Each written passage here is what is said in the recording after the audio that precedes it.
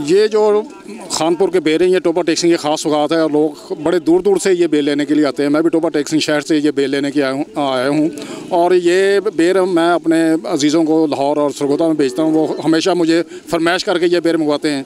ये इसके जो है तिब्बी लिहाज से बहुत सारे फ़ायदियत है और सेहत के लिए बहुत मुफीद है, जिसकी वजह से लोग जो है अपनी सेहत के लिए ये बेर खाते हैं। ये शुगर के लिए और दीगर अमराज के लिए बड़े अच्छे होते हैं। जो हैं वो बहुत मशहूर बेर हैं। हम यहाँ पे आते हैं बाबे पीर कलाम रसूल का मेला देखने के लिए और बेर भी लेके जाते हैं। मिठाई कम लोग लेते हैं लेकिन बेर ज़्यादा बिकते हैं।